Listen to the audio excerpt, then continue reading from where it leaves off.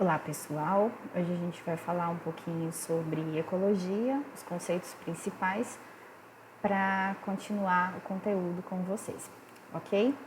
Então vamos lá, começando. Não tem como a gente falar de ecologia sem se preocupar com o meio ambiente, tá?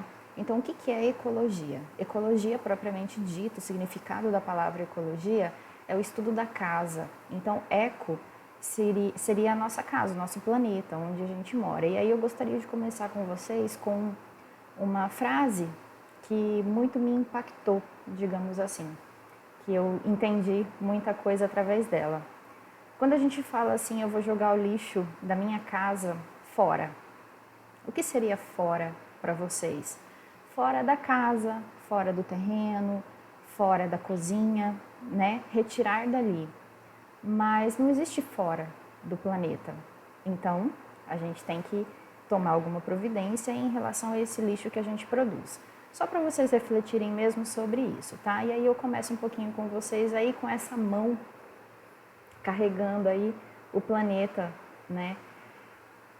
Que é a nossa casa. Então sempre associem isso. Quem que é o ecólogo? Aquele que estuda a casa e todos os seus conceitos, tudo que está envolvido nisso. Interação entre organismos e tudo mais. Ok? E aí eu trago uma figura para vocês que representa mais ou menos isso. O que seria a diferença do ego com o eco. Por que ego? Por que eu trago o ego para vocês? Porque muitas vezes, na maioria das vezes e agora, essa pandemia ela vem trazer muita reflexão para a gente, né, de como que a gente está se comportando em relação à nossa manutenção aqui na Terra. Então, o ego, a gente sempre coloca o ser humano como o ápice, como o principal. Então, tudo que a gente faz acaba refletindo aí no que vai causar ao ser humano. Então, se eu vou desenvolver uma vacina para o ser humano. Agora, por exemplo, a gente está preocupado como que o vírus está afetando os animais? Não, a gente está muito preocupado com o ser humano. Então, seria essa primeira imagem aí onde nessa torre a gente está no ápice, tá? E o que o eco trabalha? O eco é exatamente ao contrário disso. Não tem um mais importante, um acima de todos. A gente tem uma interação. E a partir do momento, acredito eu, que a gente se colocar nessa interação com o ambiente que a gente vive e colocar na nossa cabeça que não existe fora do planeta, a gente vai conseguir tornar tudo um pouquinho mais sustentável. E aí não tem como a gente trabalhar a ecologia sem trazer o termo sustentabilidade, que está cada vez mais em discussão, tá? No planeta. Como que a gente vai permanecer no planeta sendo sustentável? E aí, para começar então esses conceitos, eu trago uma imagem que são os níveis de organização dos seres vivos. Então, se a gente voltar um pouquinho lá em como que surgiu, né, a vida na Terra, a gente começa aí pela formação de átomos, depois moléculas, e aí a gente tem a célula, depois das moléculas, tá? Antes disso, a gente poderia citar entre molécula e célula, a gente poderia citar as organelas, tá? Conjunto de organelas, então, vai formar uma célula. A célula, o conjunto dessas células vão formar um tecido, o conjunto de tecidos vão formar um órgão, o órgão, vários órgãos vão formar um sistema, e aí a gente pode pegar qualquer sistema como referência, sistema circulatório, sistema respiratório, sistema ósseo, tá? E todos esses sistemas em junção a gente vai ter a formação então de um organismo. Aqui no exemplo, ele está colocando peixe lá em cima como esse exemplo, tá? Vários peixes, a gente tem a formação de uma população. E aí a gente relembra um pouquinho do conceito de espécie, né? Indivíduos da mesma espécie ou organismos da mesma espécie formam então uma população. Várias populações, ou seja, vários organismos de diferentes espécies, várias populações, vão formar uma comunidade.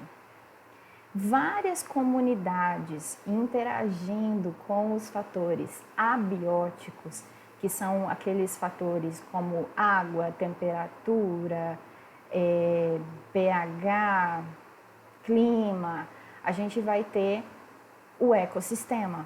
E aí o que é interessante a gente saber dentro do conceito de ecossistema? Para a gente considerar um determinado lugar como um ecossistema, ele precisa se autossustentar. O que significa isso? Não pode ter intervenção, por exemplo, do ser humano levando alimento ou água. Então, uma poça d'água, onde eu tenho micro-organismos que têm alimento suficiente para sobreviver ali sem intervenção externa, ele é considerado um ecossistema, tá? Por isso que tem até uma questão muito famosa que caiu em vários vestibulares. Eu posso considerar um aquário um ecossistema? Não, não é um ecossistema. Por quê? Porque eu tenho que ir lá colocar a ração para o peixe, senão ele morre, tá? Então não basta eu ter água, luz e vários indivíduos, organismos de espécies diferentes vivendo no mesmo ambiente se eles não conseguem se manter sozinhos, tá? E aí o conjunto de todos esses ecossistemas, que pode ser um ecossistema pequenininho ou um grande, muito grande, eu vou ter a formação então da biosfera do planeta que a gente vive, ok? Então vamos lá. Conceitos que vocês precisam saber. Espécie, conjunto de indivíduos semelhantes que podem se reproduzir em condições naturais, tá? E gerar descendentes férteis. Significa que esses filhos vão conseguir reproduzir também em condições naturais, tá? Então, isso vai ser o nosso conceito de espécie. População, vários indivíduos da mesma espécie interagindo, vivendo no mesmo ambiente, tá? Comunidade, a gente vai ter o quê? Várias populações interagindo no mesmo ambiente. E aí os fatores abióticos entram, né? Que são os componentes não vivos de um ambiente. O ecossistema, a gente vai ter a interação dos fatores abióticos com os fatores bióticos, então os seres que possuem vida com os que não têm, componentes não vivos, tá? E a biosfera, que é então a interação de todos eles, tá? E aí, dentro de um ecossistema, a gente vai ter alguns limites, que são esses três aí principais que são destacados, tá? O ecótone ou ecótono, depende muito do autor que vocês vão pesquisar, que é a transição entre ecossistemas. Mais à frente eu vou mostrar um pouquinho para vocês a representação disso. Habitat, que é o local onde a espécie vive. Nicho ecológico é o modo de vida da espécie relacionado à alimentação, tá? Então seria assim, o nicho é mais a função que esse indivíduo vai desempenhar dentro da cadeia ou teia alimentar que ele se encontra, tá? Por exemplo, de nicho ecológico, qual que é a função de um tamanduá? A função de um tamanduá dentro da ecologia é controlar então as populações ou até mesmo uma espécie de formigas, porque a alimentação dele é basicamente formiga, tá? Então ele tem uma função. Se eventualmente não existir mais um tamanduá numa determinada região, a gente vai ter o quê? Um aumento significativo das populações de formiga, que pode desencadear outros fatores, tá? Então, cada indivíduo aí, por mais que a gente ache que sem função alguma, ele tem uma função, tá? Então, aqui a gente vai ter um esquema demonstrando para vocês como que funciona então esse ecossistema. Então, o ecossistema, um ambiente que é composto por fatores abióticos, tá? Luz, temperatura, nutrientes, gases e fatores bióticos, a interação entre esses dois, tá? Quem são os fatores bióticos? A comunidade em si. Então, a gente vai ter interações interespecíficas, que são a interação entre indivíduos de populações diferentes, tá? E as interações intraespecíficas, que é a interação de indivíduos da mesma espécie, tá?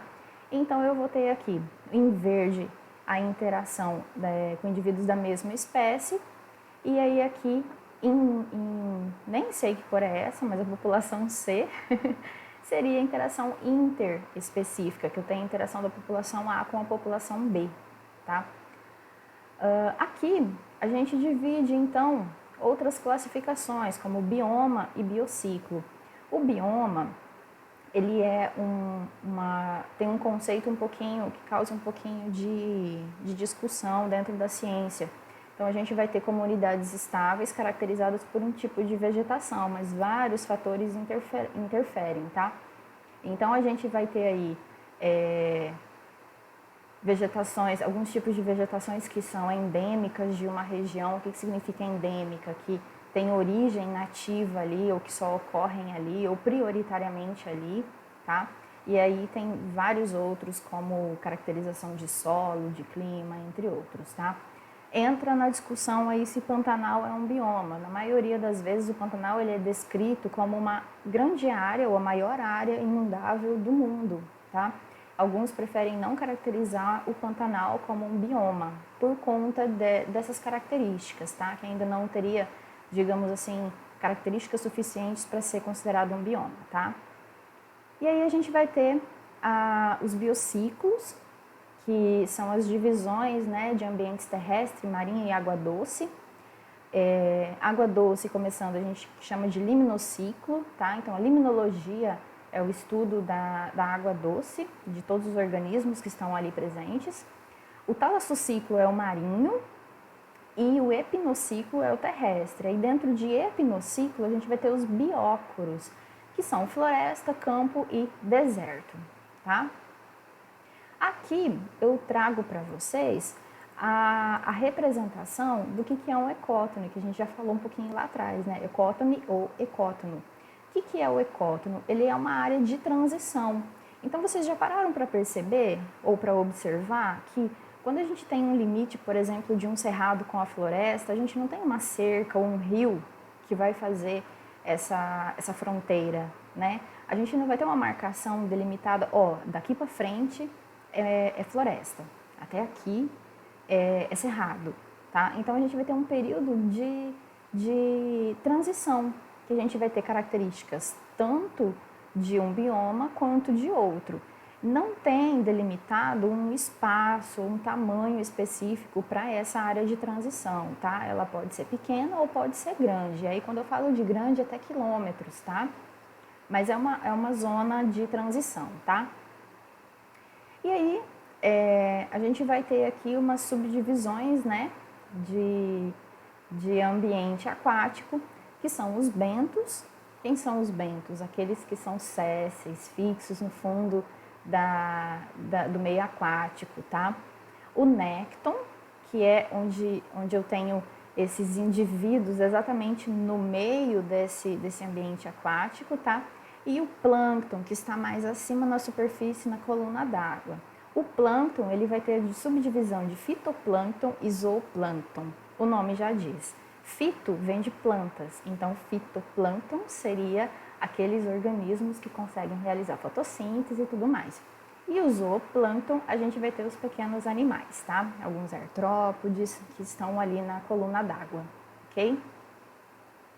Aqui eu trago só um esquema mesmo para vocês analisarem depois com calma, de como que a ecologia interage com praticamente tudo no nosso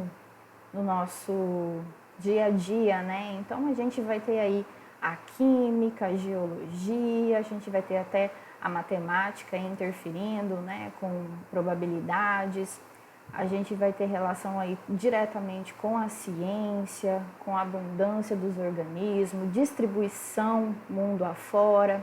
Aí a gente tem a interação dos animais lá acima com o ambiente, tá? Aí eu trouxe para vocês aqui o que eu acho incrível, adoro essa imagem, são desenhos de crianças representando então a ecologia. Então, crianças mesmo, tá? Da primeira infância, logo que são alfabetizadas. Então, a gente tem a representação aqui da savana africana, né? Que é o habitat, o leão, o leopardo, que ambos são carnívoros, então o nicho deles é ser carnívoro, tá? Peixes também de espécies diferentes, vocês percebem que um é amarelo, o outro é vermelho, tá? Um é herbívoro, o outro é carnívoro, então isso representa aí o nicho deles também. Aqui outra imagem representando então o indivíduo, né, que é a zebra, a população, várias zebras, todas da mesma espécie. Aí a gente vai ter a população de elefante, de leões e interagindo aí com a zebra, então a gente vai ter uma comunidade. Esses três aí são populações diferentes, tá? Uma forma bem didática da gente aprender. E aí, para finalizar, eu quero ler isso aqui para vocês, que eu achei muito bonito, tocou muito meu coração, tá?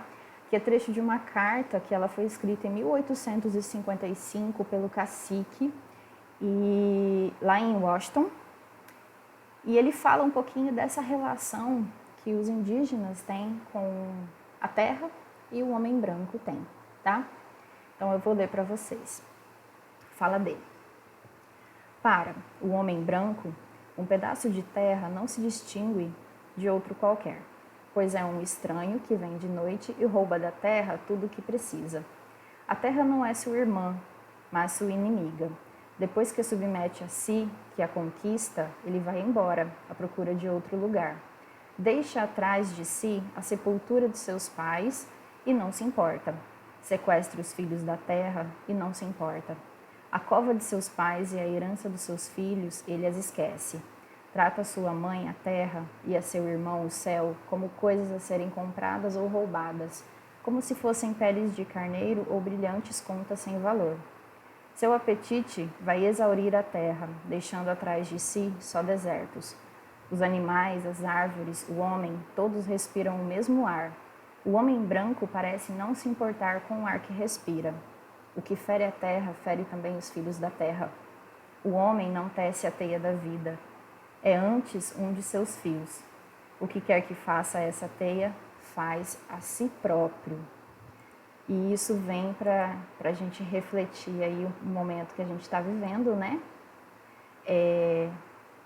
Quem somos nós? Diante de um simples vírus, por exemplo, né? Mostra aí essa força que a gente acha que tem, né? Lembra um pouquinho a imagem de ego e eco. Então, eu gostaria que vocês, além desses conceitos, refletissem um pouco sobre isso. Ok? Mais para frente a gente fala um pouquinho mais de sustentabilidade. Beleza? Beijinho no coração de vocês. Tchau!